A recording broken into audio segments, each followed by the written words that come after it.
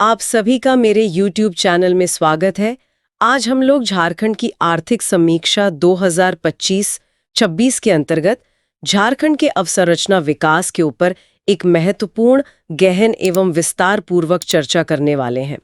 ये टॉपिक न केवल जेपीएससी बल्कि झारखंड में आयोजित होने वाले सभी प्रतियोगी परीक्षाओं के लिए अत्यंत महत्वपूर्ण है। इसलिए इस पूरे पॉडकास्ट को बिना स्किप किए अंत तक जरूर सुने। क्या कारण है कि संसाधनों से समृद्ध होने के बावजूद झारखंड में अवसंरचना विकास अभी भी अपेक्षित स्तर तक नहीं पहुंच पाया है? देखिए, ये एक ऐसा ज्वलन सवाल है जिसका उत्तर राज्य के आर्थिक आंकड़ों और कह सकते हैं जमीनी हकीकत की गहराइयों में छिपा है। झारखंड की पहचान दशकों से एक खनिज समृद्ध राज्य के रूप में रही है। लेकिन केवल खदानें होने से तो विकास नहीं होता ना? बिल्कुल सही।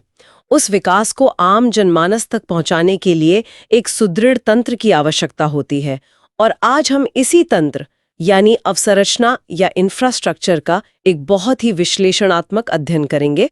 चलिए इस तंत्र को एक बहुत ही सरल उदाहरण से समझते हैं।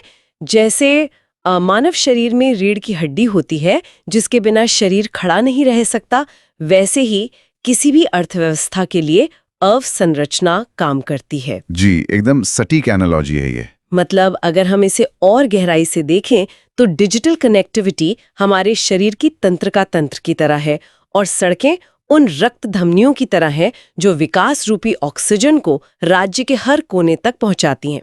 और अगर हम झारखंड के अभी के परिदृश्य को देखें तो आर्थिक समीक्षा के आंकड़े काफी उत्साहजनक तस्वीर पेश कर रहे हैं। डेटा तो यही कहता है। राइट। राज्य का रियल जीएसटीपी 7.02% की प्रभावशाली दर से बढ़ रहा है, और सबसे बड़ी बात, प्रति व्यक्ति आय पहली बार 1 लाख रुपए के जादुई आंकड़े को पार कर गई है, जो अब 1,16,663 रुपए हो गई है। ये तो निश्चित रूप से एक ऐतिहासिक पड़ाव है। बिल्कुल। और यहाँ सबसे ध्यान देने वाली बात यह है कि ये 7.02% की विकास दर राष्ट्रीय औसत 6.5% से भी अधिक है। मतलब लगातार चौथे वर्ष झारखंड ने 7% से ज्यादा की विकास दर बनाए रखी है। लेकिन ये विकास कोई चमत्कार नहीं है। तो फिर इसके पीछे का विज्ञान क्या है? इसके पीछे अर्थशास्त्र का एक बहुत ही महत्वपूर्ण सिद्धांत काम कर रहा है, जिसे हम तकनीकी भाषा में आर्थिक गुणक प्रभाव या इकोनॉमिक मल्टीप्लायर इफेक्ट कहते हैं। ओके, तो आइए इसके पीछे के विज्ञान को डिकोड करते हैं। ये जो मल्टीप्लायर इफेक्ट है, ये असल में कागज से निकलकर जमीनी स्तर पर काम कैसे करता है? इसे ना एक आम नागरिक के नजरिए से समझिए। जब सरकार अवसंरचना में निवेश करती है, जिसे हम कैपिटल एक्सपेंडिचर या पूंजीगत व्यय कहते हैं, तो उसका असर केवल एक सड़क या पुल बनने तक सीमित नहीं रहता है। अच्छा, तो वो और कहाँ असर डालता है? मान लीजिए एक हाईवे बन रहा है। उस हाईवे के बनने से सीमेंट और स्टील उद्योगों में मांग बढ़ती है, स्थानीय मजदूरों को रोजगार मिलता है और इंजीनियर्स को ठेके मिलते हैं। जब इन सब लोगों के हाथ में पैसा आता है तो वे उसे बाजार में कपड़े, राशन या शिक्षा पर खर्च करते हैं। ओहो, मतलब एक चेन रिएक्शन शुरू हो जाता है। एग्जैक्टली। इससे अर्थव्यवस्था के हर सेक्टर में गति आ जाती है। और झारखंड की ताजा आर्थिक समीक्षा के अनुसार राज्य का पूंजीगत व्यय अब कुल व्यय का 25.9% तक पहुंच गया है। ये एक बहुत बड़ा रणनीतिक बदलाव है। वाओ, 25.9%? जी हाँ। इसका अर्थ है कि सरकार अब केवल वेतन और पेंशन बांटने तक सीमित नहीं है, बल्कि वो ऐसी परिसंपत्तियों का निर्माण कर रही है जो आने वाले कई दशकों तक राज्य के विकास को गति देंगी। सड़कें तो अर्थव्यवस्था की धमनियां हैं, ये हमने समझ लिया। लेकिन अगर अर्थव्यवस्था के शरीर में रक्त का संचार होना है तो उन धमनियों की वास्तविक स्थिति क्या है? बहुत ही लाजमी सवाल है। क्योंकि अगर निवेश बढ़ रहा है तो कनेक्टिविटी के मोर्चे पर हम कहाँ खड़े हैं? बिना अच्छी सड़कों के कोई भी किसान अपनी फसल मंडी तक तो नहीं पहुंचा सकता ना? जी, और कनेक्टिविटी के आंकड़े इस बार काफी सकारात्मक बदलाव की ओर इशारा कर रहे हैं।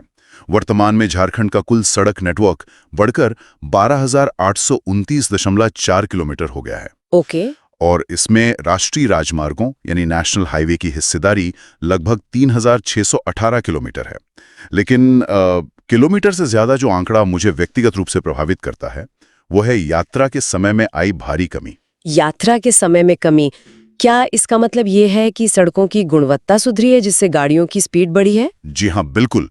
आंकड़े बताते हैं कि वर्ष 2014 में जहां 10 किलोमीटर की यात्रा करने में औसतन 42 मिनट का समय लगता था, वहीं 2023 में ये समय घटकर मात्र 28 मिनट रह गया है। अरे वाह, 42 से सीधे 28 मिनट। हाँ, और ये लॉजिस्टिक्स और सप्लाई चेन के नजरिए से एक बहुत बड़ी क्रांति है।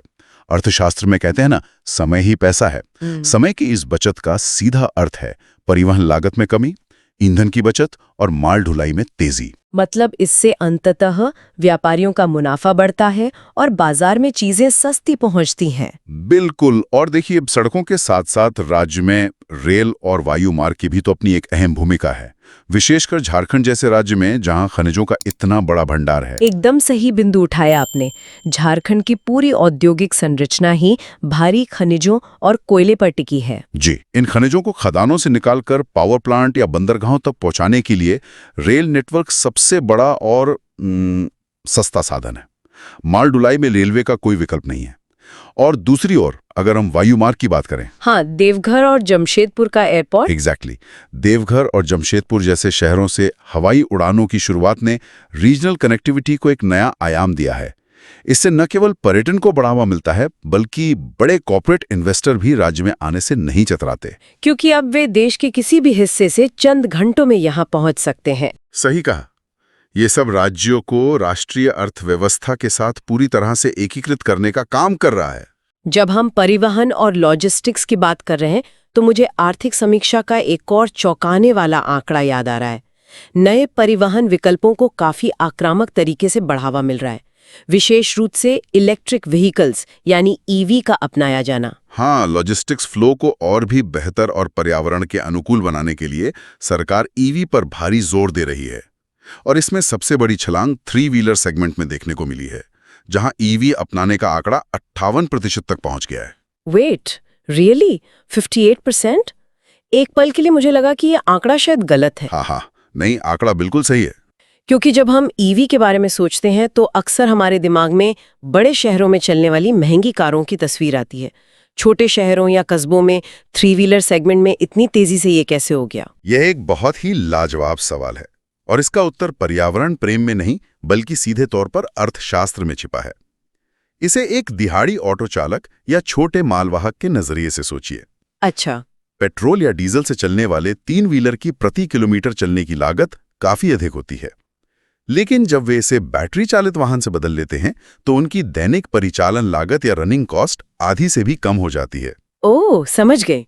मतलब ये 58% का आंकड़ा सिर्फ प्रदूषण कम करने की कवायद नहीं है। बिल्कुल नहीं।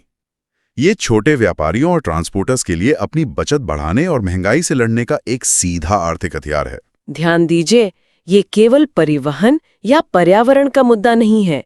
ये सीधे तौर पर सूक्ष्म अर्थशास्त्र यानी माइक्रो इकोनॉमिक्स से जुड़ा है। ये दिखाता है कि कैसे आम आदमी मुनाफे के लिए नई तकनीक को अपना रहा है। एकदम सही बात है। रसद प्रवाह की लागत कम करने और आर्थिक दक्षता बढ़ाने का एक बड़ा टूल है। और जब हम आर्थिक दक्षता या ईवी चार्जिंग की बात करते हैं तो ऊर्जा और विद्युत उत्पादन को कैसे भूल सकते हैं? कोई भी उद्योग या यहां तक कि ये नया ईवी इकोसिस्टम भी बिना निर्बाध बिजली के तो नहीं चल सकता। बिल्कुल।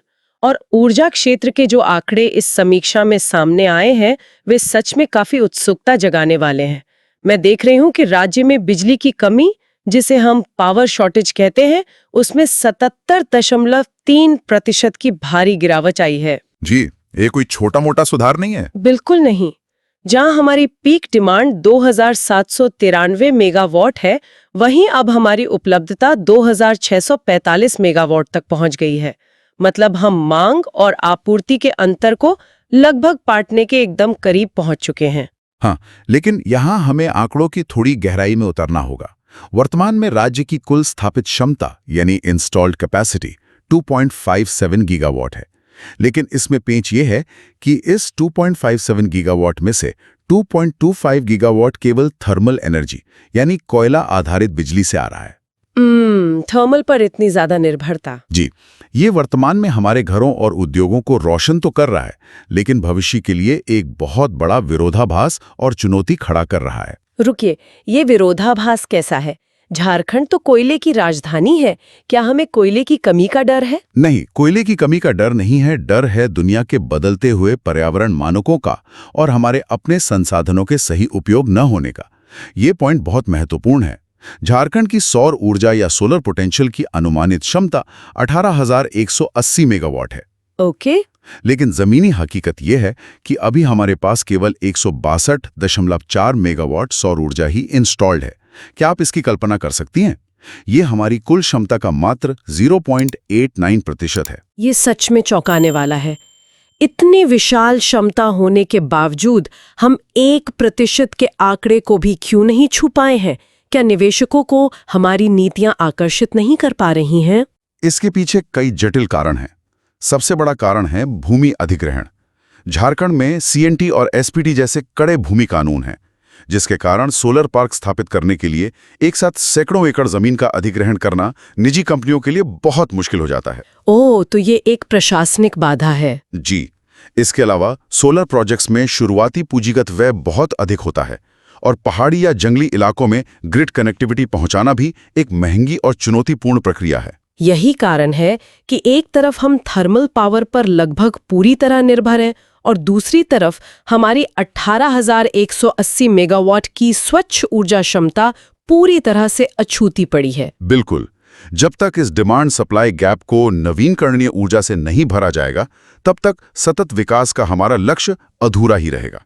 और इस विश्लेषण को आगे बढ़ाते हुए हमें ये भी समझना होगा कि आज के दौर में इंफ्रास्ट्रक्चर की परिभाषा बदल चुकी है। वो कैसे? आज के समय में सड़क और बिजली के साथ साथ दूरसंचार और डिजिटल कनेक्टिविटी भी उतनी ही महत्वपूर्ण हो गई है जितनी पीने के लिए पानी। मैं आपकी इस बात से पूरी तरह सहमत हूँ।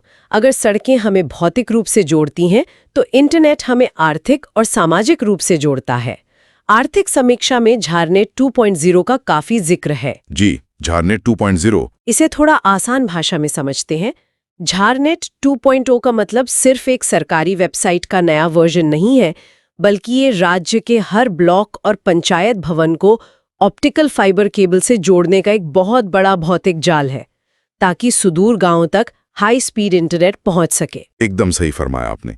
और इसका सबसे बड़ा और सकारात्मक प्रभाव हमें ग्रामीण प्रवेश या रूरल पेनिट्रेशन में देखने को मिलता है। डिजिटल कनेक्टिविटी केवल यूट्यूब देखने या सोशल मीडिया चलाने के लिए नहीं है, बल्कि ये आज सरकारी सेवा वितरण यानी सर्विस डिलीवरी का सबसे सशक्त माध्यम बन चुका है। उदाहरण के लिए झारखंड में मौजूद 21,750 प्रज्ञा केंद्रों या कॉमन सर्विस सेंटर्स के विशाल नेटवर्क को देखिए। हाँ, CSC सेंटर्स। खरीफ 2024 के दौरान इन्हीं केंद्रों के माध्यम से राज्य के 22 लाख किसानों को प्रधानमंत्री फसल बीमा योजना का लाभ सीधे तौर पर मिला है। इसका मतलब ये हुआ कि जो किसान पहले एक छोटे से फॉर्म को जमा करने के लिए अपना पूरा दिन बर्बाद करके ब्लॉक ऑफिस के चक्कर लगाते थे, बिचौलियों का शिकार होते थे। जी, अब उनके गांव के प्रज्ञा केंद्र पर ही सारा काम कुछ ही मिनटों में हो रहा है। बिल्कुल। ये डिजिटल इंटीग्रेशन का सबसे बेहतरीन और सफल उदाहरण है। ये साबित करता है कि जब डिजिटल अवसंरचना मजबूत होती है, तो कल्याणकारी योजनाओं में होने वाला भ्रष्टाचार या लीकेज कम होता है और सरकार का लाभ सीधे उस आखिरी व्यक्ति तक पहुंचता है। जी, एकदम सही।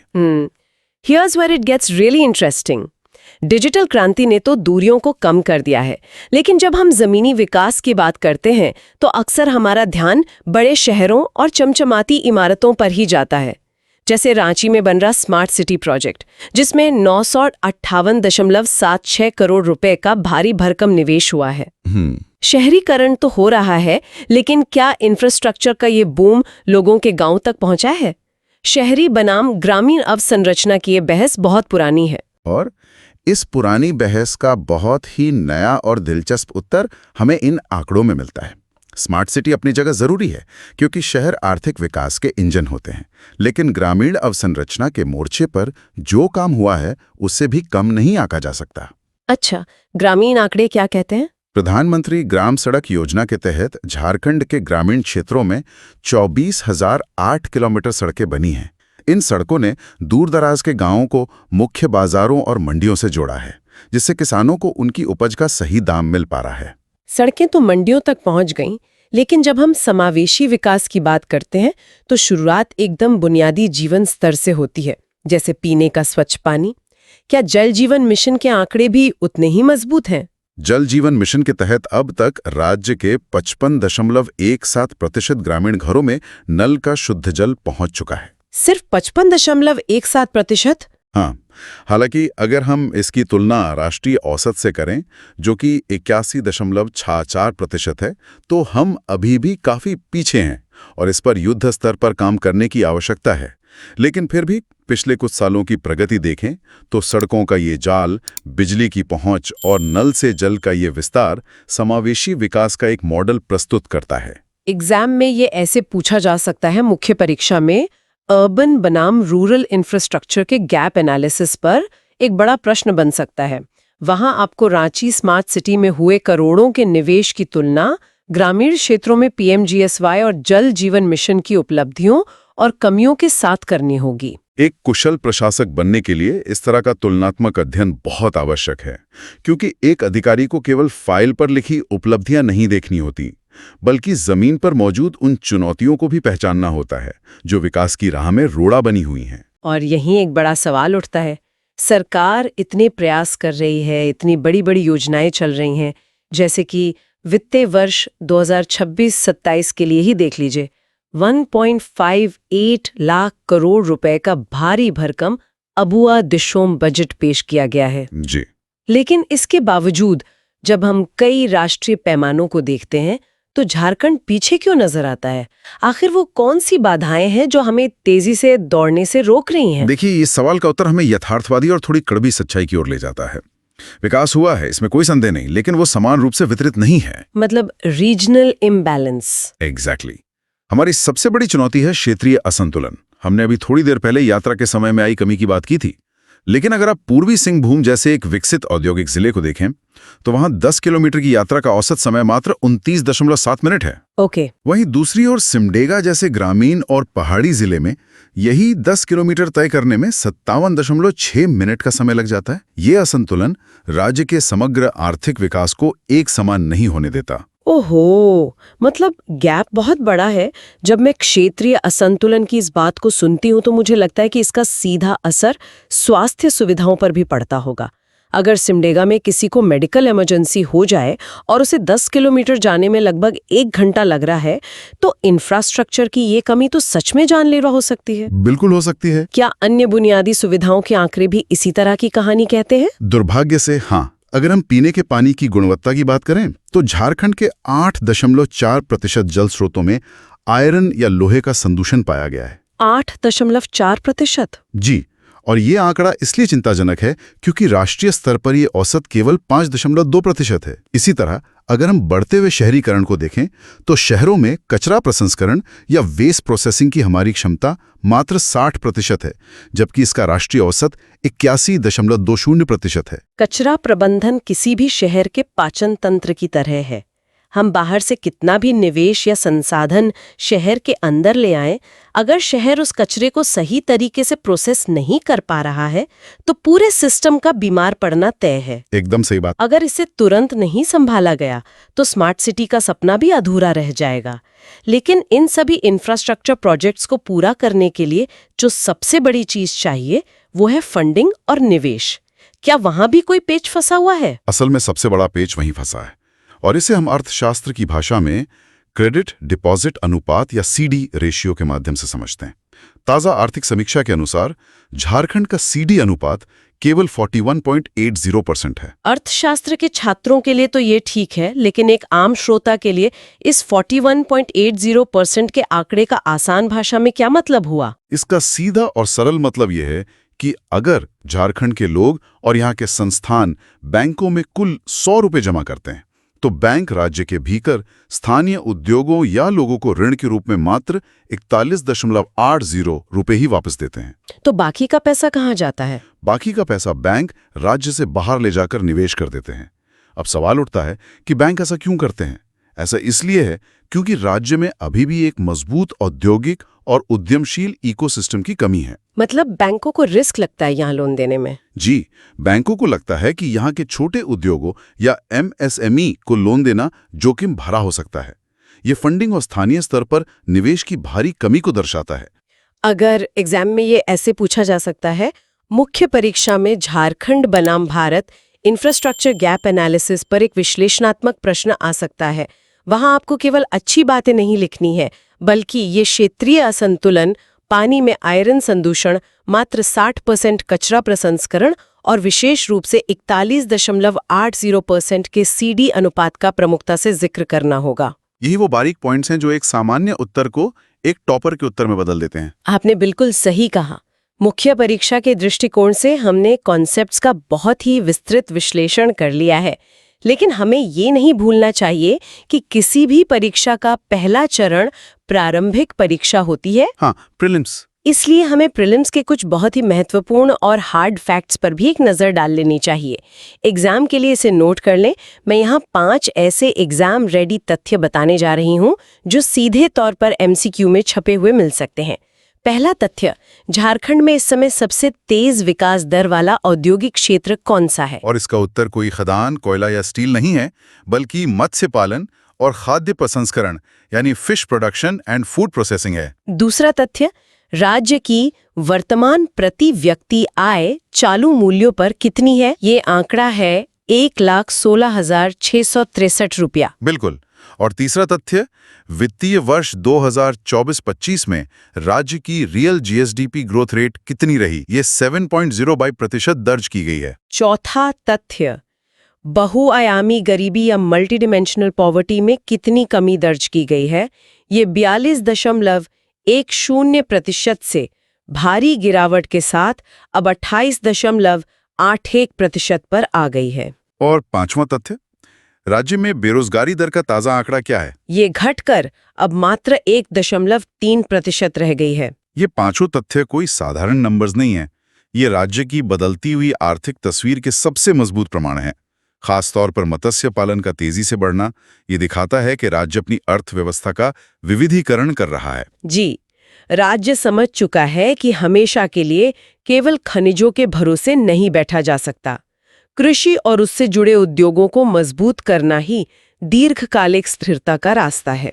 तो आज के इन तमाम आंकड़ों, चुनौतियों और उपलब्धियों की इस पूरी चर्चा को समेटते हुए मैं आपसे आखिरी सवाल पूछना चाहूंगी कि आखिर आगे का रास्ता यानी वे फॉरवर्ड क्या होना चाहिए? देखिए, अगर हम इन सभी बातों का एक तार्किक और भविष्योन्मुखी निष्कर्ष निकालें, तो झारखंड को अब अपनी कार्यप्रणाली में एक बड़ा नीतिगत बदलाव करना होगा। कैसा बदलाव? राज्य को अब केवल परिसंपत्ति निर्माण यानी स्कूल, अस्पताल या पंचायत भवन की ईंट पत्थर की इमारतें खड़ी करने से आगे बढ़ना होगा। अब सारा ध्यान सेवा वितरण यानी सर्विस डिलीवरी की गुणवत्ता पर केंद्रित करना होगा। इमारतें बन गईं, लेकिन क्या वहां योग्य डॉक्टर और शिक्षक पहुंच रहे हैं? ये बहुत बड़ा पॉइंट है। इसके साथ ही सरकार को इंफ्रास्ट्रक्चर लेड ग्रोथ मॉडल की ओर पूरी तरह से रुख करना होगा। ये स्पष्ट है कि सरकार अकेले सारा वित्तीय बोझ नहीं उठा सकती। इसलिए बड़े प्रोजेक्ट्स के लिए PPP मॉडल यानी पब्लिक प्राइवेट पार्टनरशिप ही भविष्य का सही रास्ता है। तो चर्चा के अंत में मैं आप सभी श्रोताओं के लिए एक विचार छोड़कर जा रही हूँ।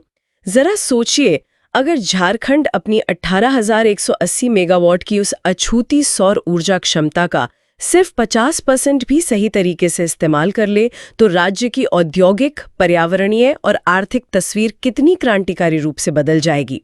जो राज्य आज पूरे देश को कोयला देता है, वो कल को पूरे देश को स्वच्छ ऊर्जा का मॉडल दे सकता है। इस पर अपने स्तर पर जरूर विचार करें। उम्मीद करती हूँ कि आप पूरा पॉडकास्ट अच्छे से समझ आया होगा। अगर आपको ये पसंद आया हो तो इसे लाइक करें, अपने दोस्तों के साथ शेयर करें और चैनल को सब्सक्राइब करना बिल्कुल ना भूलें। धन्यवाद।